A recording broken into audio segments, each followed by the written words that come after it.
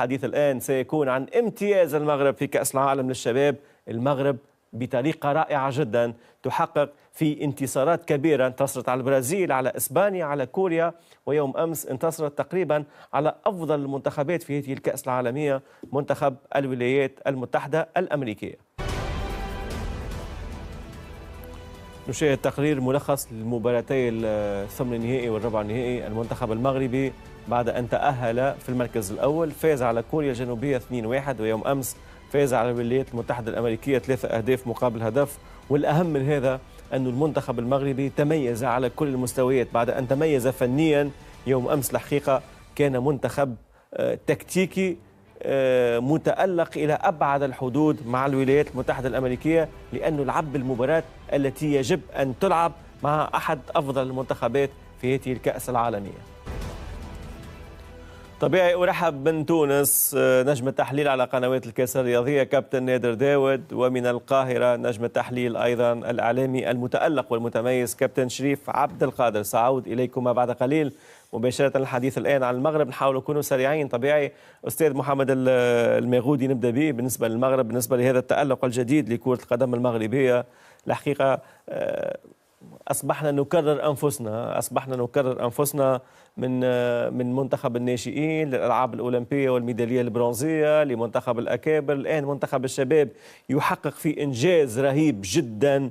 يعني الحقيقة أنا نحس أن المغرب بكل ما تقوم به، والحقيقة بكل تواضع المغرب بدأت تدخل في قائمة المنتخبات العملاقة على المستوى العالمي، لأنه المنتخبات اللي تتألق على كل المستويات وكل الأصناف الحقيقة هي فقط نشاهدها إلا في المنتخبات العملاقة. نشاهدها في إسبانيا في فترة من الفترات، المنتخب الفرنسي في فترة من الفترات، البرازيل في فترة من الفترات. الآن المغرب الحقيقة تقوم بنفس هذا الامتياز. المغرب الآن نصف كأس عالم للشباب وامتياز في كل الفئات السنية. هذا دليل على أنه لا نتحدث فقط عن سياسة رياضية رائدة كل مرة نعيد أنفسنا، لا، الآن يمكن أن نتحدث عن منتخب أو عن كرة قدم دخلت دائرة العمالقة. أستاذ محمد الميغودي.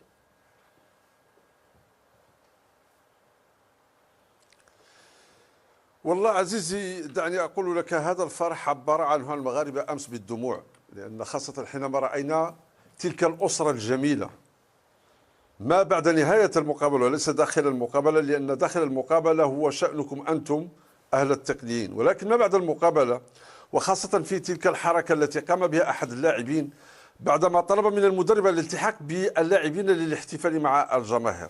صدقني عزيزي هيك أقول أننا لن نعيد ما قلناه في اللقاءات السابقة، ولكن دعني أقول أنه الآن أنا أعتبر بأن المغرب وضع نفسه على منصة العالمية مع باقي المنتخبات العالمية، وضع نفسه وعليه أيضا أن يحافظ عليها، والمحافظة عليه أيضا أن يساهم في تطوير هذه الاستراتيجية التي بناها لسنوات، وأيضا عليه أن يساهم في الحفاظ على هذه المواهب حتى وإن تألقت من منتخب إلى آخر. الحمد لله وهبنا الله وهب الذي أفرحنا وأسعدنا بهؤلاء اللاعبين، وأنا أحيي فيه النزاهة الفكرية التي تجسدت بالملموس عزيزي هيكل، هو أن بعض اللاعبين الذين كانوا يعتبرون أنفسهم نجوم في المنتخب المغربي بمصر لا يوجدون الآن حتى داخل اللائحة. مثل هذه الصفات، الاستقامة، الكفاءة الشخصية، أعتقد أن الأمر يفرح، ويفرح أيضا أن بالإمكان أن هذا الأمر سيستمر حتى داخل المستقبل. ولكن دائما عزيزي هيكل أقول من داخل هذا الفرح، من داخل هذه السعادة، كنت متألما بالأمس وقلت أين هي الماس التي كانت تنجب لاعبين كبار؟ أين الوداد الذي أعتبره فريقا تاريخيا وهو اللقب الذي يكرهونه أهل الوداد؟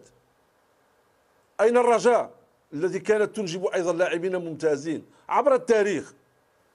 أين هي الرجاء؟ حتى الجيش الملكي كانت بشكل محتشم. أنا أعتقد أن الآن أصبحت ملزمة الجامعة الملكية المغربية لكرة القدم، وأصبحت ملزمة العصبة الاحترافية لكرة القدم أن تراقب التكوين داخل الأندية الوطنية، تنفق عليها المال الكثير وتوفر لها كل الشروط العمل. فبالتالي أن من باب المسؤولية ومن باب ربط المسؤولية بالمحاسبة عليها أن تراقب أين تذهب هذه الأموال، وأن تراقب كيف تؤثر هذه الفئات الصغرى وداخل جميع الأندية الوطنية وبدون استثناء. الوداد، الرجاء، بركان والرجاء والوداد والماس إلى غير ذلك، بركان ومولودية وجدة إلى غير ذلك، إن الأموال تصرف. هكذا يجب أن نراقب ونعرف أيضا لماذا لا ننتج لاعبين بمثل هذه القيمة. لماذا هذه الأندية لم تعد تنتج لنا بصير، لم تعد تنتج لنا أبرامي، لم تعد تنتج لنا الدودي، لم تعد تنتج لنا إلى غير ذلك من اللاعبين الكبار. أنا أعتقد أن من باب المسؤولية عليها أن تراقب وأن تحاسب ما تصرف على كرة القدم الوطنية من الأموال التي تصرف على كرة القدم الوطنية. وأقول أيضا بإشارة أيضا واضحة لكل الذين عارضوا إشراف المكتب الوطني للشريف الفوسفات على تكوين التقنيين تحت قيادة الإدارة التقنية، ألا تستحيون؟ ماذا قدمتم لكرة القدم الوطنية؟ شكرا لكم. واضح أستاذ محمد الميغودي. نرجع للمباراة، باش نرجع للمباراة مع ربيع بسرعة ثم نكمل مع بقية الضيوف. ربيع، بالنسبة لمباراة الأمس، مباراة تكتيكية بامتياز الحقيقة. لمن لم يتابع هذه الكأس العالمية، منتخب الولايات المتحدة الأمريكية سيطرة مطلقة على إيطاليا، فاز بسهولة، منتخب عملاق، منتخب قوي جدا. المغرب يوم أمس لعبت المباراة التي يجب أن تلعب تكتيكيا دفاعيا، منتخب صمد كأفضل ما يكون.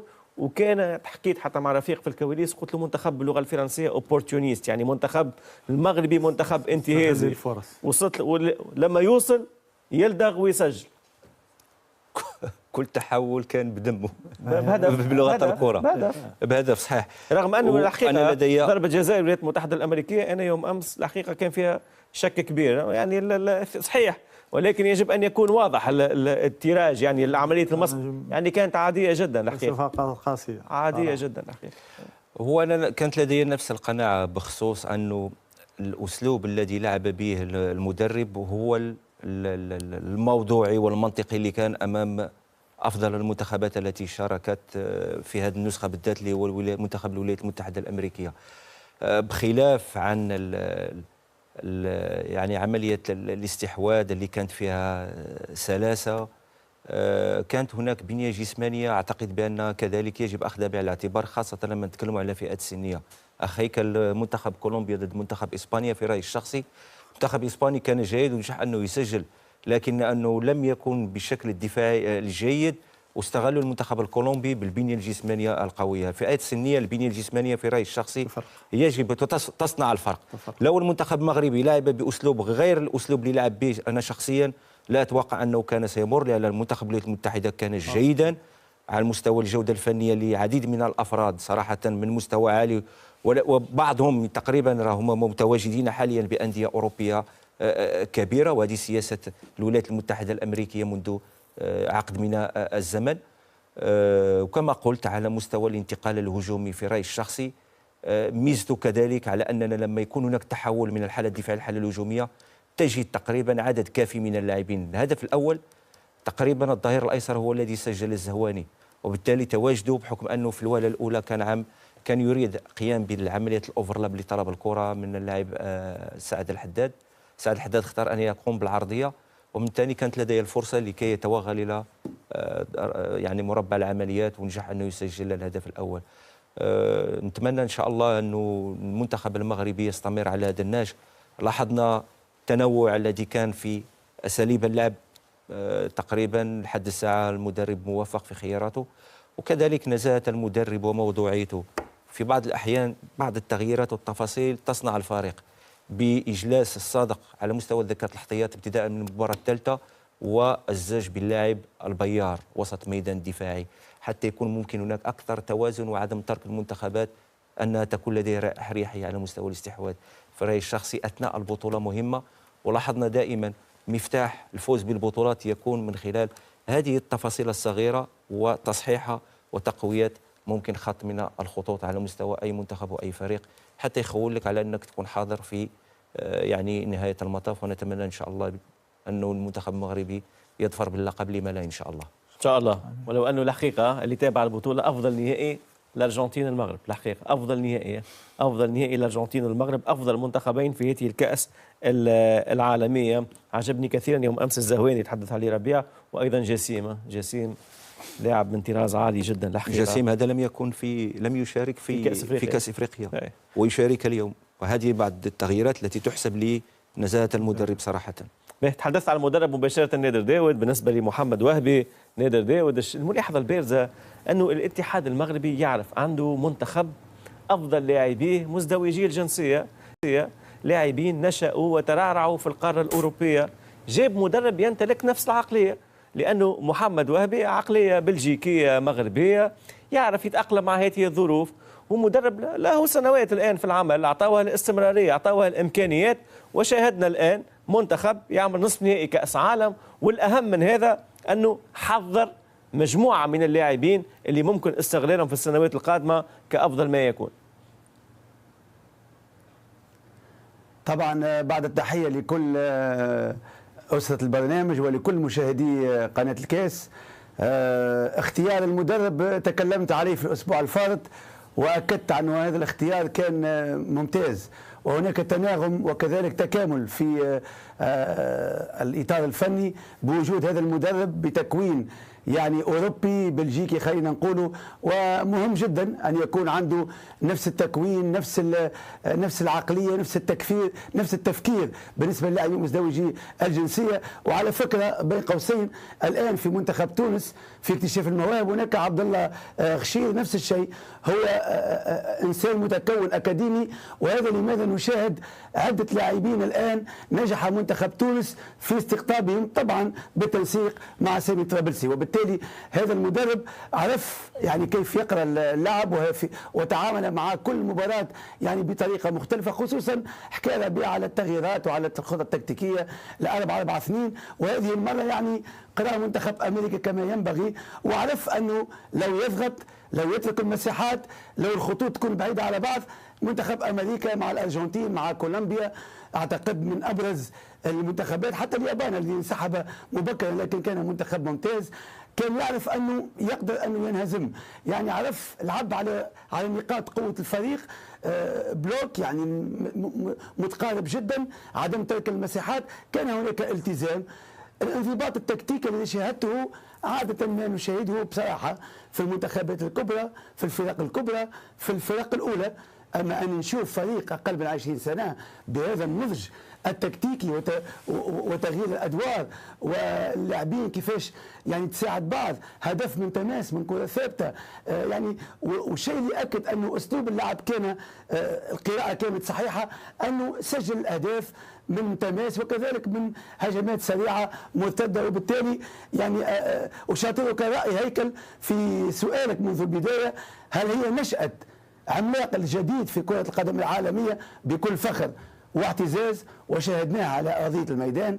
المغرب الآن سوف تشارك في أقل من 17 أقل من 20 وفي المنتخب الأول كذلك كمنتخب يلعب من أجل المربع الذهبي والوصول للنهائي والفوز بالكؤوس. سوق نفسه بامتياز. نمشي لك شريف. بالنسبة لما شاهدته الحقيقة، كيف تفسر شاهدت أنت دورة شمال أفريقيا التي تأهل من خلالها المنتخبات لكأس أفريقيا، ثم شاهدنا كأس أفريقيا. يعني المغرب مثلا، المغرب انهزمت في النهائي أمام جنوب أفريقيا في نهائي كأس أفريقيا. في تصفية كأس شمال أفريقيا لم نشاهد ذلك الفارق الشاسع مقارنة ببقية المنتخبات، المنتخب المصري والمنتخب التونسي والمنتخب الجزائري. الآن لما تشاهد المنتخب المغربي في نهائي كأس العالم في ظرف وجيز جدا، كأنك تشاهد منتخب عملاق، منتخب بعيد كل البعد عن بقية المنتخبات. كيف تفسر ما حصل من تصفيات شمال أفريقيا إلى غاية كأس العالم لكرة القدم؟ بالتأكيد ده راجع للتخطيط السليم من الاتحاد المغربي لكرة القدم. دايما المنتخبات المغربية عودتنا في المحافل العالمية أو الدولية التواجد بشكل كبير جدا في الفترة الأخيرة، وده واضح من النتائج سواء على المنتخب الأول، المنتخب الأولمبي، منتخبات الشباب والناشئين في الفترة الأخيرة، وحتى منتخب الكرة النسائية. بالتأكيد في نقطة مهمة جدا ويمكن أنت أشرت إليها على الكابتن محمد وهب.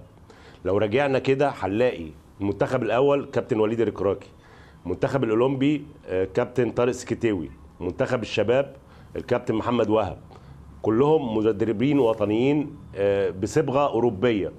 ايضا هنشوف المدربين اللي خرجوا من المغرب عملوا ايه نتائج في منتخبات اخرى. كابتن حسين عموته وصيف اسيا، كابتن جمال السلامي صاعد بمنتخب الاردن للمره الاولى في تاريخه لنهائيات كاس العالم. كلها نتاج اعداد وتاهيل للمدربين او للكوادر الفنيه من الاتحاد المغربي.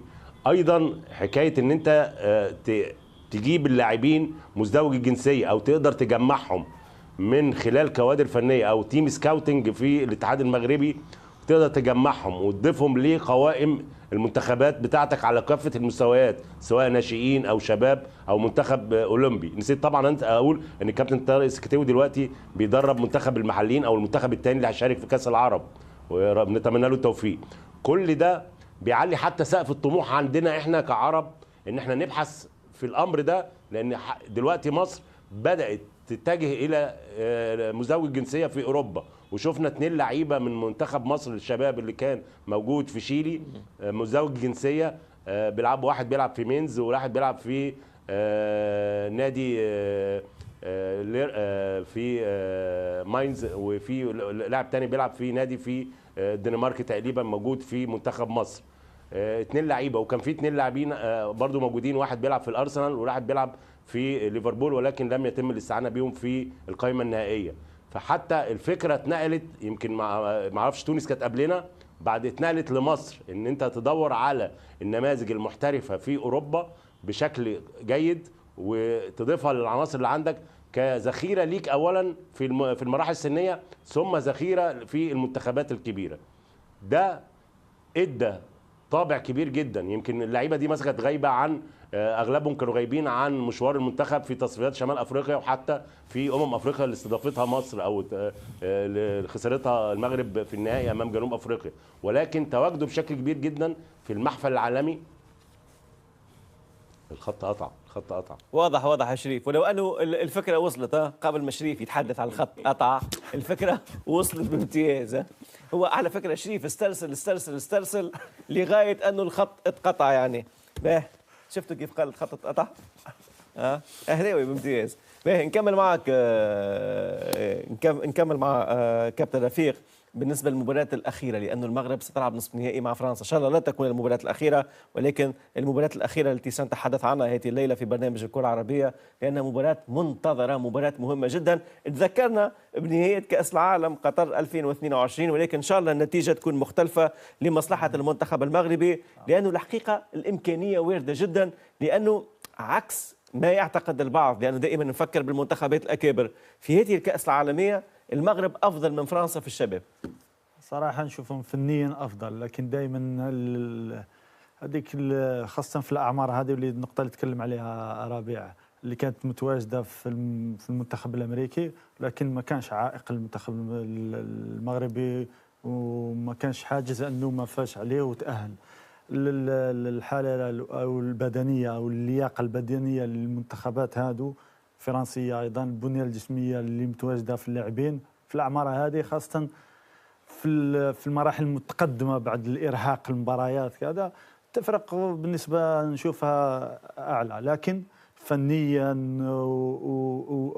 وبالنسبة للأداء اللي قاعدين نشوفوه من بداية البطولة حتى الآن، المنتخب المغربي أحسن بكثير من المنتخب الفرنسي، يا إما فنيا يا إما تكتيكيا. المبارتين الاثنين اللي شفناهم المنتخب المغربي ضد كوريا الجنوبية وخاصة ضد المنتخب الأمريكي، يعني في مستوى عالي، وتحس أنه فيه دراسة معمقة للمنتخبات اللي يلعب ضدها المنتخب المغربي.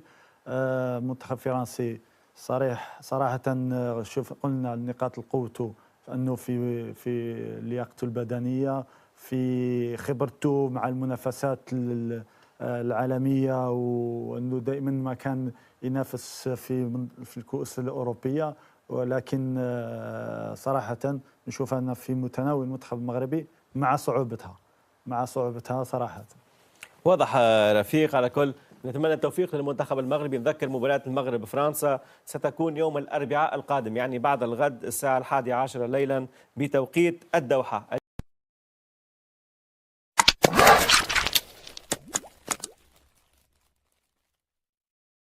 يستضيف المنتخب التونسي منتخب ناميبيا، وذلك برسم الجولة الختامية من التصفية الإفريقية المؤهلة لكأس العالم 2026. وإليكم الموعد والتوقيت والقنوات الناقلة لهذه المقابلة.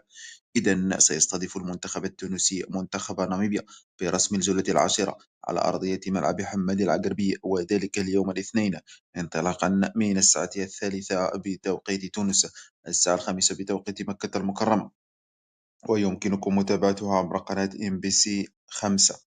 وسيسعى المنتخب التونسي والمتأهل سلفا لنهائية كأس العالم لتحقيق الانتصار وإسعاد جماهيره في المباراة الختامية من التصفية الإفريقية، حيث يسعى المنتخب التونسي لتجنب الهزيمة في إقصائية كأس العالم، حيث لم يتلقى أي هزيمة، كما حافظ على شباكه النظيفة ولم يتلقى أي هدف خلال هذه التصفية الإفريقية.